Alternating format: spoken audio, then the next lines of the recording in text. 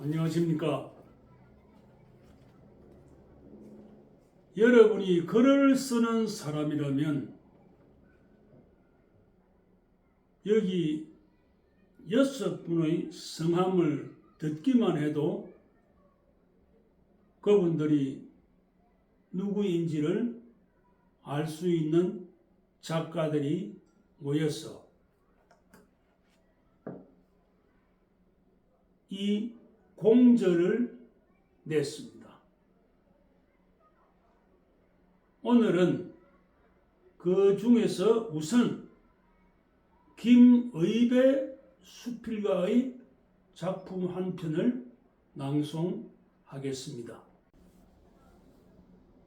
김의배 수필가는 경희대학교 국어국문학과 동교육대학원 국어교육과를 졸업했고 잠실고등학교, 압구정고등학교 등 공립고등학교 국어교사로 지내다가 교감으로 퇴임한 분입니다. ROTC 4기로 중위 예편을 했고요. 한국수필 등단, 미래시학 등단 등으로 창작활동을 시작했고 국제팬 한국본부 이사, 한국수필가협회 부이사장, 한국수필작가회 회장 등을 역임했고 한국사진작가협회 이사, 자문위원 등을 역임했으며 홍보위원회 위원장도 지냈습니다.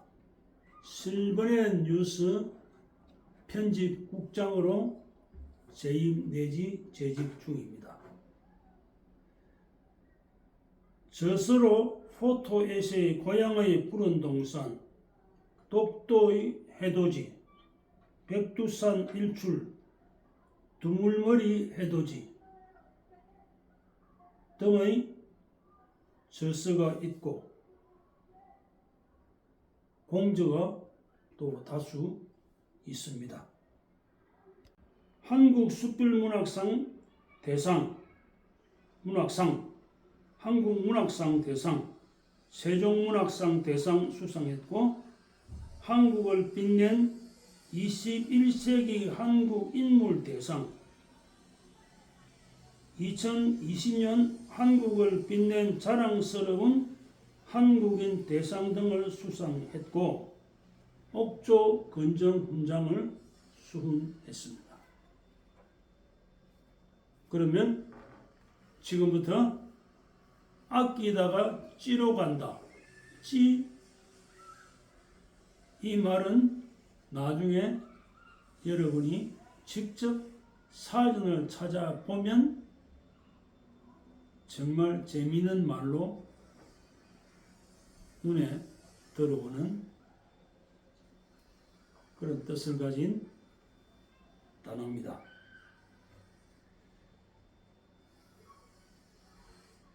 사람들은 귀한 그릇이나 값비싼 옷은 왜 아낄까? 그것은 현재보다 미래의 행복이 더 중요하다고 믿기 때문이다. 하지만 현재를 즐기지 못하는 사람은 그 미래가 현재가 되어도 즐기지 못한다. 그러니 미루지 말고 지금 즐겨야겠다. 제일 값비싼 그릇은 언제 쓰고 제일 좋은 옷은 언제 입을 건가요? 이런 질문을 하면 대부분은 나중에 귀한 손님이 올 때 쓰고 좋은 행사 때 입으려고 아껴둔다 고 말한다. 비싼 돈 주고 사놓고 한 번도 사용하지 못한 그릇을 지난번에 새로 집을 지을 때 정리하며 한차는 버렸다. 아깝기는 했지만 두어봐야 쓸 일이 없을 것 같아서 미련 없이 버렸다.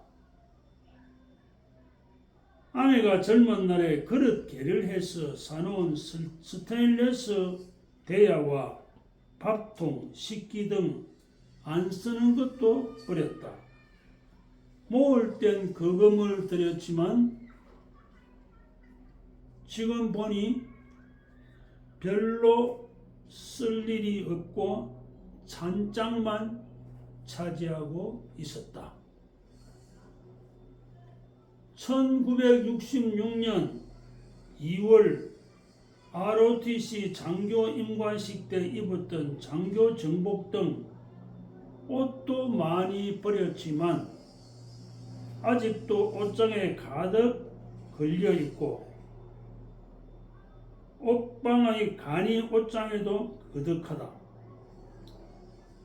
사다 놓고 한 번도 입지 않고 그대로 걸려있는 옷도 있다.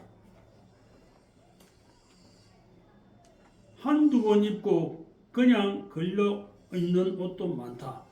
내가 떠나면 모두 태워버릴 것이다. 살아서 누구에게 주어야 한다고 생각은 하지만 그게 쉽지 않다. 정리한다고 하면서도 버리지 못하고 그대로 쌓아두고 있다. 얼마 전에 큰딸이 짐을 많이 정리했다. 행사 때마다 받아둔 기념수건도 한 보따리를 버렸다. 그러고도 또 계속 쌓인다. 많은 사람이 평소에는 저렴한 신발에 허름한 옷을 입고 사구려이면서 값싼 그릇만 사용한다.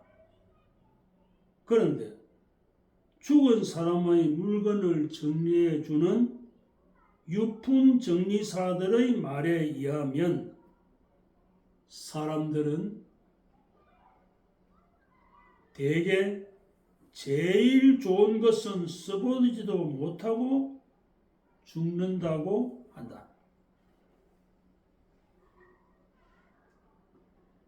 그렇게 안 좋은 것만 쓰고 안 좋은 것만 먹다 죽으면 그 인생은 안 좋은 것으로 가득 채워진 채 끝난다.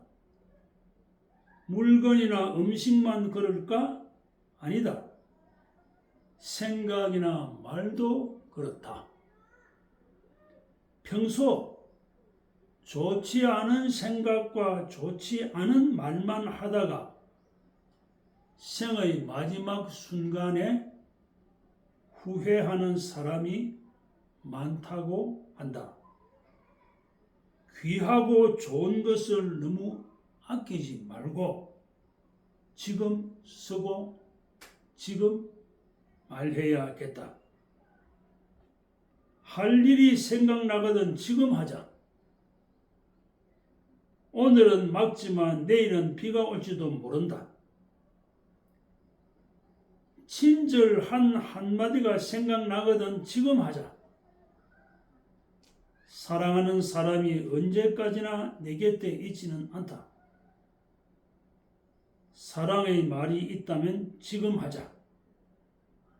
사랑하는 사람이 내 곁을 떠날 수도 있다. 미소를 지으려면 지금 웃어주자. 내가 주저하는 사이에 친구들이 떠날 수 있다. 불러야 할 노래가 있다면 지금 부르자. 망설이다가는 이미 늦을 수도 있다. 맛있는 음식이 있다면 지금 먹자. 나중에 먹는다고 아껴두었다가는 상해서 먹지 못할 때도 있다. 나는 젊은 날 과일이 귀할 때 어느 학생이 오렌지 하나를 줬는데 아까워서 먹지 못하고 책상 위에 뒀다가 어느 날 보니 상해서 결국은 버리고 말았다. 얼마나 아까웠는지 모른다.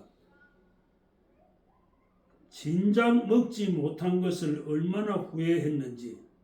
그때 그런 과일을 처음 보고 이름도 몰랐는데 나중에 알았다.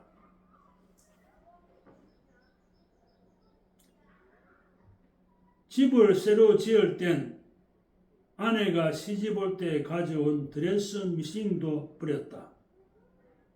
멀쩡했는데 아이들이 신식 전동식 미싱을 사줄 테니 버리라고 해서 버렸는데 지금 생각하니 잘못했다. 아이들 말을 다 듣는 게 아니었는데. 신발도 그렇다. 신발장에 신발이 거득하다. 한 번 신고 만 구두와 운동화도 등산화도 그대로 있다. 몇 번 신지 않은 구두가 신발장만 지키다가 구두창이 녹아내려서 버린 적도 있고,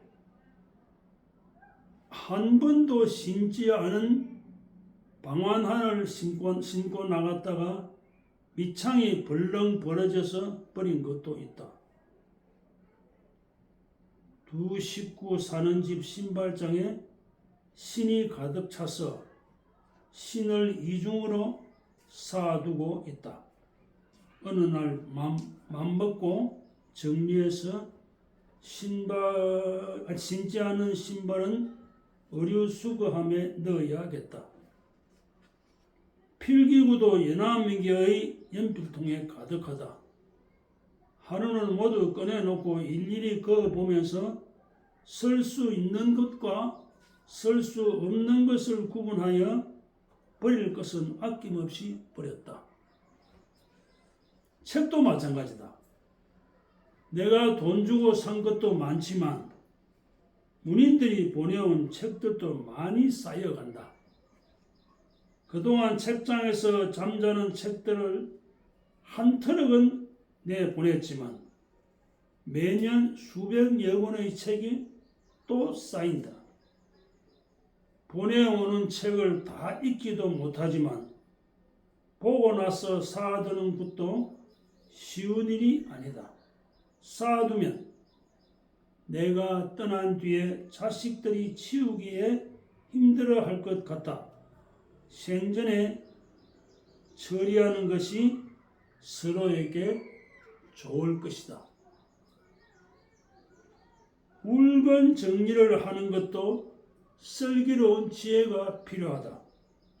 요즘엔 가구를 정리해주는 전문가도 있다. 나도 정리정돈을 제대로 하지 못하는 사람 중의 하나다. 스스로 안 될 때는 그분들의 도움을 받는 것도 하나의 방법이 아닐까 싶다. 버릴 것은 아낌없이 버리고, 쓸 것은 쓰고, 먹을 건 먹고 보고 싶은 보고, 즐길 것은 마음껏 즐겨야겠다. 아끼다가 찌러 간다는 말이 실감난다.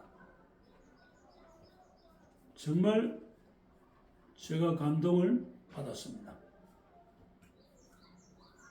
무엇보다도 하나의 불문율이 지켜졌다. 수필에서 쓸데없이 소설처럼 대화처를 인용해서 따옴표로 묶음으로써 분량이 엄청나게 늘어난 경우가 많은데, 김의배 수필가는 그런 혼란을 비껴갔습니다. 그래서 이 작품은 12장 내지 13장 정도 분량이 될까 말까한 그런 작품이 되었습니다. 쓸데없이 공연실에 많은 대화를 인용하다 보면 그게 나중에 단편 소설이 될 수도 있지 않겠습니까? 꽁떠야 말할 것도 없고요. 현학, 수필에서 가장 깊이 해야 될 것이 공연설에 전체하는 학문을 철학을 갖다 대서 그거를 한 작품으로 꾸며 나간다 그러면 그건 수필이 아니죠. 그런 의미에서 보면 김의배 수필가의 작품은 모든 사람들에게 친근한 느낌을 가지게 하고 공감을 불러일으키는 그런 작품으로 평가되어야 하겠습니다. 이상 제 낭송을 끝까지 들어주셔서 감사합니다. 저는 수필과 소설을 쓰는 이원우입니다.